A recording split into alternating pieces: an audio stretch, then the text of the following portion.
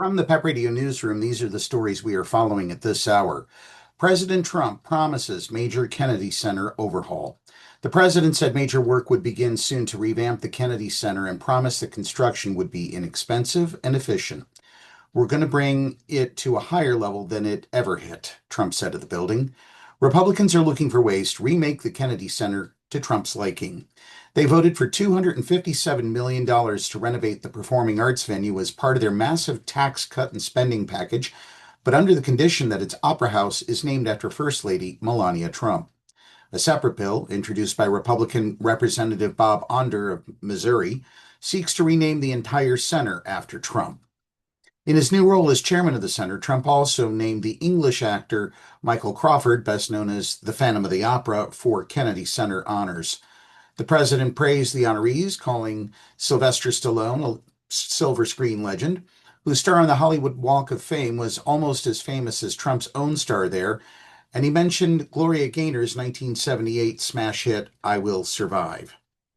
Trump said organizers approached him about hosting the award ceremony in December, and he balked, saying they were fools to suggest he'd have time with his duties as president. But Trump said White House Chief of Staff Susie Wiles told him to do it, and therefore I've agreed to host.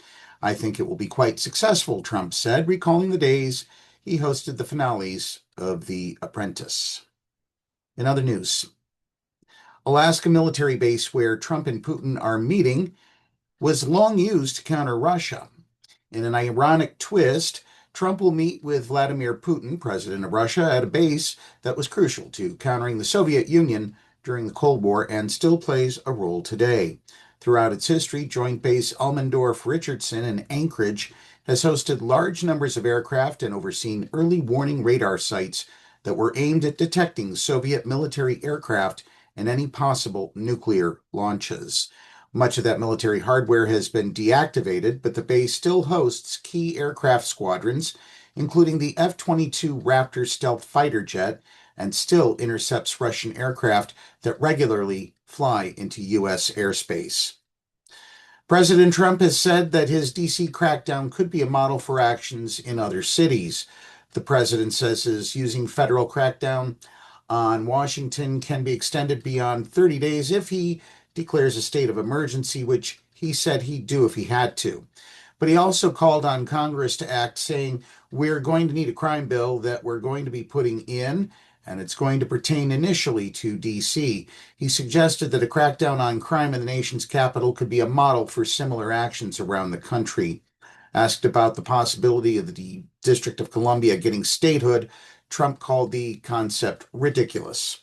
We want to straighten the place out, he said. Trump added that the city would benefit Democrats and added they want to pick up 2 senators, and that's not going to happen. It's not going to happen. And that's the least of the reasons why, by the way. And finally, a mother, father, and child were killed when a tree fell on their car during heavy rain and flooding in Tennessee, an official said Wednesday. The 3 were killed when saturated ground caused a large tree to fall in the Chattanooga suburb of East Ridge just after midnight, Hamilton County Office of Emergency Management spokesperson Amy Maxwell said. A search was also ongoing Wednesday for a man who walked through a flooded road in Chattanooga on Tuesday night, but hadn't been seen since, Maxwell said. The full extent of the damage isn't yet known. County officials plan to tour the damage Wednesday morning, Maxwell said. The flooding prompted rescues of people stuck in homes and swamp vehicles on Tuesday, and the region was bracing for more rainfall and flooding Wednesday. Hamilton County Mayor Weston Wamp declared a local state of emergency Tuesday night. Residents were urged to exercise extreme caution.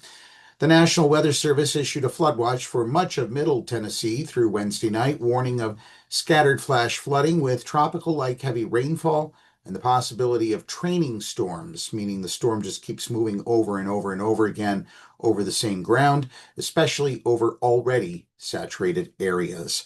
That's the news for this hour. If you are watching our news videos on YouTube, be sure to subscribe to our channel. Crawford Gives Days 2025 runs through Friday.